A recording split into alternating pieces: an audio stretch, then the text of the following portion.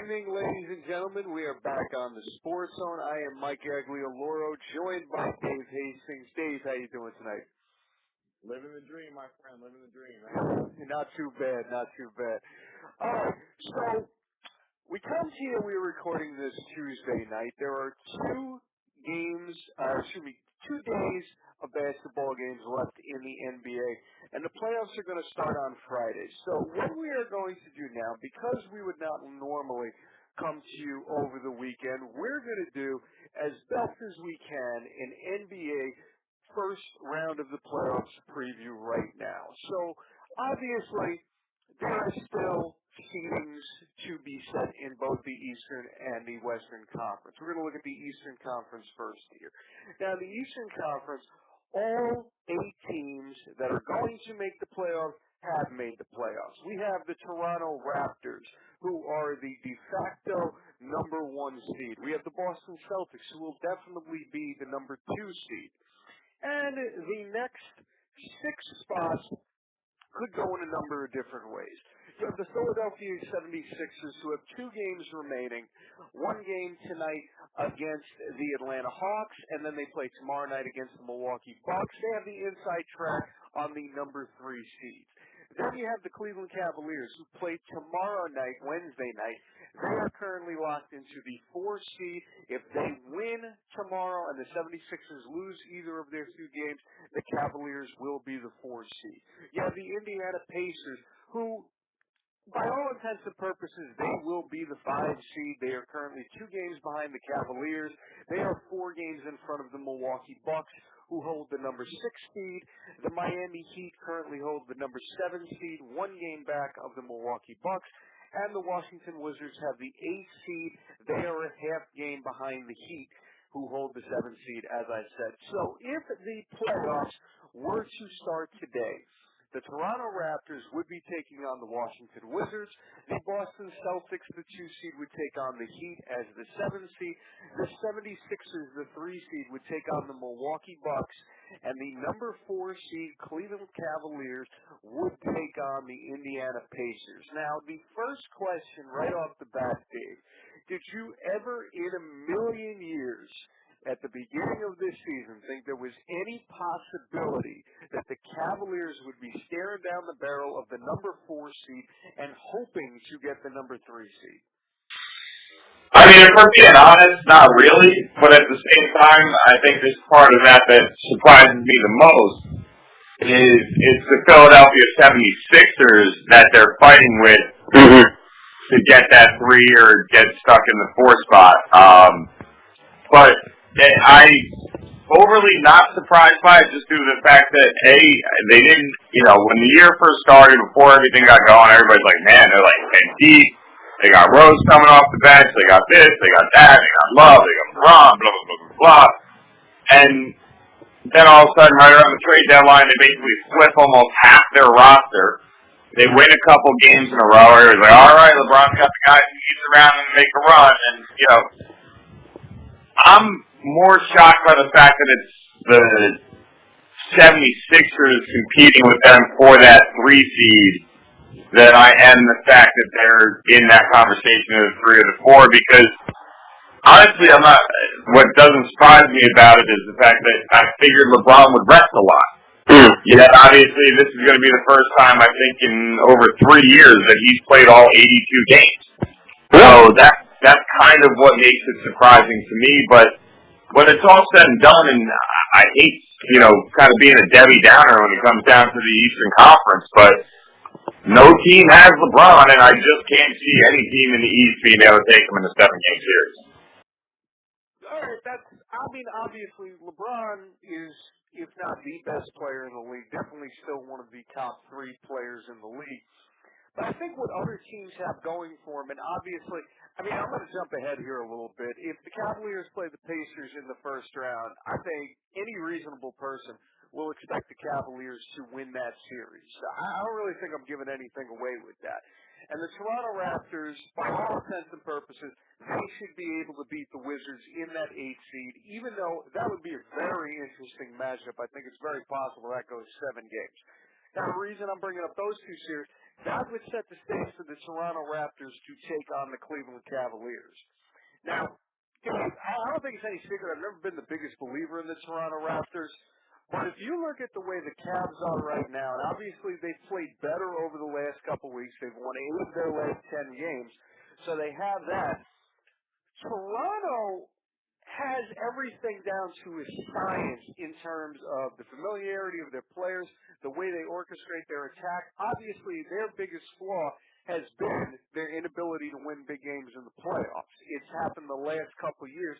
They've rode into the playoffs very high the last couple of years, and then they falter around the semifinals. This year, though, it's probably going to be LeBron's hardest task ever to carry this team all the way to the finals. You don't have Kyrie Irving anymore. There's still questions on whether Kevin Love can really step up and complement LeBron James and be that second superstar he needs him to be. And then you don't know how the new guys are going to play. Your Rodney Hoods, your Larry Nances, your Jordan Clarksons, and your George Hills. It's all on those guys.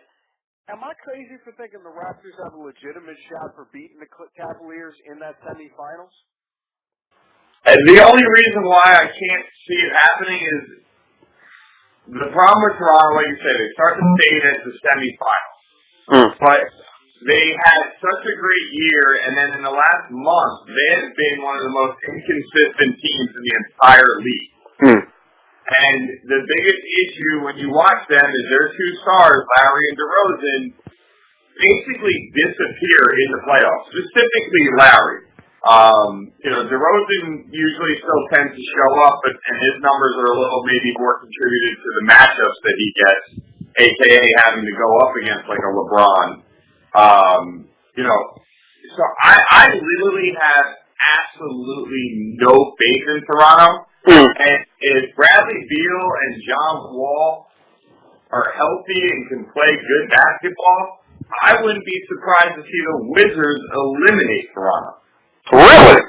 I really just do not trust that team when they come to the playoffs, and until they prove it differently. I mean, look, me and you are both Cowboy fans, and I think this is a great way to kind of make a comparison. When Romo was playing, I loved Romo during the regular season, but when the playoffs came, I always said the same thing. I can't believe in him until he shows me. And it's the same exact feeling when I look at Toronto. Until they show me, I can't believe in them. I think they have the talent. I think they have depth. I think they're a good team. But unless I actually see them perform consistently in the playoffs, I just cannot trust them. Okay. Now, let me ask you something, though, because thinking about Washington and Toronto, I get what you're saying with Toronto, and it's definitely a fair point. Don't you think you can make the same case for Washington about their players tending to disappear during the playoffs, especially as we get towards the semifinals? I mean, you look, John Wall and Bradley Beal have been together for the best part, the last 4 or 5 seasons? And they've been a legitimate contender in the Eastern Conference for at least the last 2 seasons. They've had similar problems to the Raptors, though, correct? I'll say yes. I think the Raptors have been more glaring because they've made progress farther consistently over the last couple of years. But at the same time, I mean, we're saying this about Toronto, we're saying this about the Wizards, and I mean, the list can go on and on. Because when it really is all said and done, the East has been LeBron James's ever since he went to Miami after losing to Boston in the playoffs. Ever since that season, the Eastern Conference has been his. So, we can sit here and knock these teams and say they're not performing or they're letting you down or, however you want to phrase it. But when it's really all said and done, it's almost like going back to the 90s with Jordan. It's like saying the Knicks teams didn't perform. Well, they did, but then they came across the Bulls. I mean, what are you going to do? Thanks for reminding me. Yeah, sorry. Yeah. I know. You know what I'm trying to say? Like, it's one of those things where no matter what, you have to take it from perspective of the fact that these teams have come across LeBron James and whatever team he's been on, and when it's all said and done, nobody's getting past LeBron's team. So, yes, disappointing. Yes, maybe not performing up to the expectations you might have for them. But I do think it's kind of got to be said with a grain of salt. Okay. All right, that's fair. And obviously, like I said, this is all dependent on how the Heat and the Wizards finish the next couple days. The Wizards are currently playing against Boston as we're recording this. Boston is up 30-22, and then tomorrow night the Raptors take on the Heat in Miami, while the Wizards are on the road against Orlando. So it's conceivable the Wizards lose tonight and win tomorrow. And I feel like as far as Toronto and Miami, do you think Toronto winds up going full bore against Miami, or do they look to rest players because they have the first seed lock up? I think you'll see both them and Miami resting players because, it kind of leads me to one of the things I wanted to make sure to bring up when it comes down to the Eastern Conference and the fact that, 3 months ago before this season started especially, but even just 3 months ago, you never would have made this statement. But is there any matchup you rather have as a team than the Celtics in the first round? Oh, that's very fair. That is very fair. Yeah, I got a buddy of mine that's a diehard Milwaukee Bucks fan, and he is praying that they get Boston in the first round, and you can't argue with it. Mm-hmm. The respect is through the roof for that coaching staff, the grittiness of that team, the effort that they put in without the two superstars, and what they've been able to do. But when you get to a 7-game series and you don't have a single superstar, I mean, you're in trouble. Yeah. Coaching adjustments happen, players adjust to each other, and there's really, it's really kind of what determines how a 7-game series unfolds. But your wild card, your X factor, is your superstar player because you could game plan out the yin-yang for that guy, and it doesn't matter. They're superstars for a reason. They cannot be stopped. Absolutely. They can't do anything. They're going to set up their teammates to be able to do something. Mm-hmm. So I'm telling you, every team right now between the Heat, the Bucks, and the Wizards, if all of them would love the ability to get Boston in that first round. Yeah. But I think with that being said, I think that's why, contrary to what you said, I think the Heat are going to try to go full bore to win that game tomorrow because the Wizards lose tonight, they're a game back. If the Heat lose tomorrow and the Wizards win tomorrow, and the Wizards are playing the Magic, like I said, I'm not sure what the tiebreakers are, but if the Wizards own that tiebreaker, they would take the 7th seed then. So the Heat want that 7th seed. I think they're playing to win tomorrow, and they need to hope that Toronto is playing to rest their players. So just wanted to throw that in there. And obviously, for those who don't know, the Celtics lost Kyrie Irving for the playoffs, going down to I believe it's a knee surgery he's having that's going to put him out for the rest of the playoffs. I believe it's his meniscus. Yes. All right. Okay, so we kind of highlighted the possible matchups between the 1-8 and the 2-7. Let's talk a little bit. I mean, we don't really need to go into the Cavaliers, Pacers 4-5, if that's the matchup. Let's talk about this 3-6 matchup, possible 3-6 matchup between the 76ers and the Milwaukee Bucks. Now, I gotta be honest, this is a matchup I would pay to see right here. But I got to tell you, at the beginning of the season, if you told me it was a possibility the 76ers and the Bucks would be playing in the playoffs, and you kind of brought this up earlier, there is no way I would have thought the 76ers would be the 3 and the Bucks would be the 6. Oh, no, I had really high expectations for Milwaukee, and they really kind of just disappointed. I mean, the playoffs, but I had them as arguably maybe one of the best teams in the East coming in on the lower half of them. But when it comes down to that series, if you're a diehard basketball fan, that series is your future. Oh, yeah. Ben Simmons, the Greek Freak, I mean, you were talking to two guys that about 5-6 years from now are going to be taking the mantle full-blown away from LeBron and Durant. Mm-hmm. Like, when it really is all said and done, those are the 2 best players in the NBA. I mean, we can argue top to bottom of other players and all this and that. All around, defense, offense, making their teammates better. Durant and LeBron are the two best players in the league. Well, Ben Simmons and the Greek Freak are on their way. And it continued to, Ben Simmons has just become the first rookie in NBA history to average a triple-double over a 14-game win streak. That's insane. Like, you're saying to me that even LeBron James, Michael Jordan, Magic, Shaq, Kobe, Tim, Duncan, Garnett, and the list goes on and on and on of great young players that have come into this league and dominated from day one. And the only one to come close was Oscar Robertson, and he did 13, and now Ben Simmons has done 14. That's crazy. Yeah. So he's a monster. The Greek Freak to me is a guy that he is literally, he's right there. He's missing that outside game. God, once he gets that, he is going to be unstoppable. And when those two kids, just a couple more years from now, they're taking the league over, and it's going to be their league. We talk about superstar teams all the time, and those are going to be the two guys that everybody wants to go play with. Oh, yeah. I will say this, though, and we talked about this a few weeks ago. I feel like this year, as hot as the Greek Freak started, I feel like over the last couple months, we've seen how far he still has to go to be in that top player of the NBA discussion. There's no doubt he's a top 10 player right now. But I feel like what we've seen over the last few months is he has not taken that next step forward to be in the category of a Harden or a Westbrook or a Durant or a LeBron. I still feel like he can be there.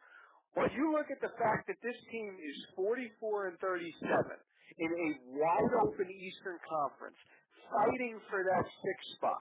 I feel like it shows how far he still has to go.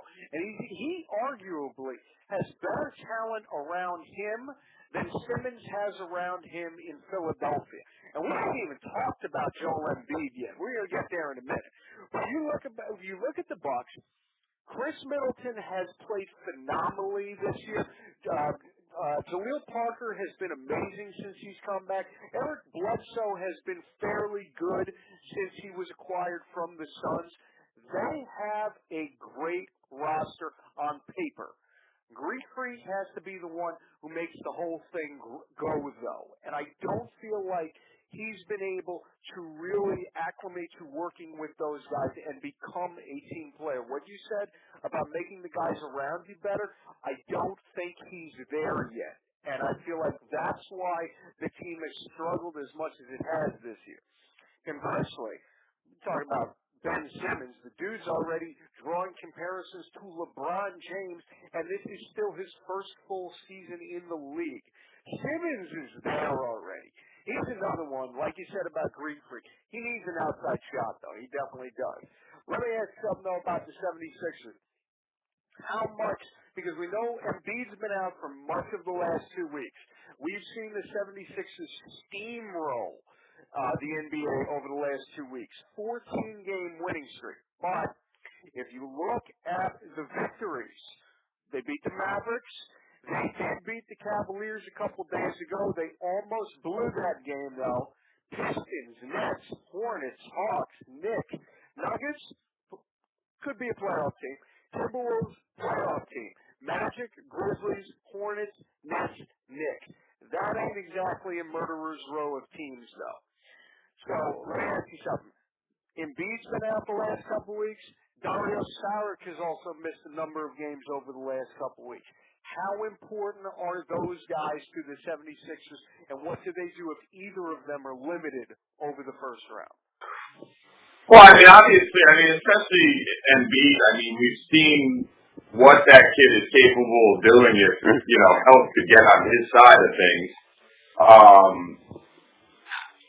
When I look at them, I think the 76ers are truly the most impressive when it comes down to the fact that they truly have trusted the process. Yeah. And when it's all said and done, they'll take a surprise 3 or 4 seed and maybe lose it in the first round. because that just shows that they really are on the right path, and the biggest thing for them is health. So they'll be patient with him. I don't think they'll, especially Embiid, I don't think they'll rush him back. And I mean, the only thing I think that could benefit Embiid's career better would be playing for like a guy like Popovich, who just don't give a crap about making anybody mad and will rest guys just to rest them. And that's the kind of schedule. I mean, he shouldn't be playing 82 games a year. His body can't handle it. I would cut him around maybe 50 to 60. And give him, sporadic breaks and, before All-Star weekend, maybe give him that whole week off. Like, I would be doing things like that with him moving forward to try and limit the opportunity for injuries. But I love his competitive nature. He was one of the hardest playing guys in the All-Star game on both sides of the ball, and you got to respect that. I think they're patient with him, and I don't think they want to lose in the first round. But I think they would probably be maybe the least bothered out of all the teams that will get eliminated in the first round if they are one. That's fair. I definitely see your point there. And I got to be honest, the head coach of the 76ers, Brett Brown, deserves a tremendous amount of credit for what he's been able to do with this team, not just this season, but over the last few years, really developing these guys. You said trust the process. If the guy you have as your field general on the ground floor is not getting your players to buy into what your organization is selling, your organization is dead in the water. And Brown has done an amazing job of getting all these guys to buy into what they are selling the last few years. Embiid with the trust the process, the way he integrated Dario Saric last year, the way they were able to handle Markelle Fultz missing the majority of this season. And that was basically the spark that led this team with the way they moved Simmons to point guard, put Saric back in the starting lineup. That made this team go. And then you got the bench guys, the signing of J.J. Redick. I slammed that because I didn't think he was worth $20 million. You know something? I think I was wrong about that one. I ain't going to lie. And then you have a guy like T.J. McConnell off the bench. He's done a great job. And to go to your point about Embiid, he's only played in 63 games this season. The one thing that he has going for him, the reason why I do think Embiid is going to play, this was an orbital bone injury. This was to his face. If he's able to see, this isn't a knee injury. This isn't a shoulder injury. This isn't anything that could be a long-term lingering type of thing. So I definitely think he's going to play with this. And listen, I get what you're saying about they're not going to be too upset if they go out in the first round. I got every feeling the 76ers want this series. They want this validation that this is what this process has led to. And I think if the 76ers and the Bucks play, my heart is with the Greek Freak, but my head is saying the 76ers go on to the second round. What do you say? Yeah, look, trust me, I do not think they're going into this. They'll go into the playoffs like, whatever, we'll just see what happens and get eliminated. Yeah. I don't think they're thinking like that. I just mean if it happens, they'll be less disappointed. And not to mention, the city of Philly has already gotten an NCAA championship and a Super Bowl in 2018. So my heart won't break for them. I'll tell you that, Dan. Yeah, that's fair. That is fair. But yeah, look, I think the Bucks are probably better prepared. But the biggest thing I think in Milwaukee is they need to find the right head coach. Like you said, talent-wise, on paper, that team should be winning 60 games. They should. So they need to find the right coach. And I'm not going to sit here and even act like I know who that is. But they need to find the right coach. A guy that can come in, motivate the Greek Freak to be that leader, to be the superstar that he can be, and really already is. But we both agree he still has room to develop. Oh, yeah. And a guy that can get that talent that they have together and playing good basketball. And if you can't do it, then you know what? You start moving guys around and build around the Greek Freak with, maybe go the route of LeBron early in his career and just put a whole bunch of three-point shooters around. There's different ways to do it, but they should be better than what they were this year. And I'll stand by that statement whether they win or lose this series. Absolutely. All right, let's bottom line this a little bit. So we looked through all of the possible first round matchups, and based on what let's start. Boston. If Boston winds up playing the Heat, do you think Boston is able to make it out of the first round? I think out of all the teams Boston could play, Miami is the best matchup for them. Mm-hmm. But I think if Boston gets the Wizards or the Bucks, I think they're out in the first round. Okay, fair enough. Fair enough. I can see that. I'll tell you this: Terry Rozier was looking like an all-star before he started missing some games for a little while there. And as much as obviously it's going to be a step down from Kyrie Irving, no matter what. I think if Rozier can find some of that magic he had a couple weeks ago, I think the Celtics do wind up making the second round if they take on the Heat. And I got to be honest, even if they take on the Wizards, I think they make it to the second round. So with that, we'll look at the second round, and we're going to go very quickly here. We'll say the Raptors win their first round. We'll go with all four of the top seeds. Raptors, Celtics, 76ers, and Cavaliers. I think we can agree on that, right, Dave? Raptors, Celtics, 76ers, and Cavaliers. Yes, I think I would take the Bucks. No, really? Okay. All right, fair enough. So you go with the Bucks. I'll take the 76ers. The matchups in the second round would be the Raptors against the Cavaliers and the Celtics against, for me, the 76ers, and for you, the Bucks. Predictions. Who do you think wins those Raptors and Cavaliers first? I'd take the Cavaliers and then the Bucks. Oh, so you got the Bucks making the conference finals. With the matchups set up the way they are right now, yeah, I don't think the Celtics. They have nobody that can match up with the Greek Freak, and if the other players on Milwaukee are hitting shots, like I said, I just don't think Boston has enough to be able to really push any team that has a real superstar on it. Okay, that's fair. We are kind of going on the same path, but with different teams. Because I would say the 76ers beat the Celtics for everything you just said. And I think Embiid and Simmons shine in that series. You see Saric, all those guys. 76ers and the Cavaliers would be my conference finals. I know your answer, but let's hear it anyway. Cavaliers, Bucks, who goes to the NBA Finals? Is that matchup? I'll take the Cavs in 4. Oh, no kidding. Wow. Okay.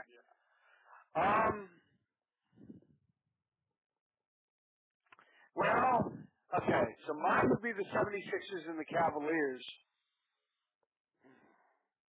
You know something? The hell with it. I'm gonna go all out here. I'm gonna say it's a 7-game series. As great as LeBron is, this year has not gone his way one bit. I'm doing it, man. 76ers, trust the process. They're making the finals. That is bold. I'm saying it. I don't care. I think there's plenty of reasons why this can happen right now. I definitely do. Well, see, listen, if LeBron goes otherworldly, if he goes the way he did in the NBA Finals 2 years ago, then yeah, the Cavaliers make it.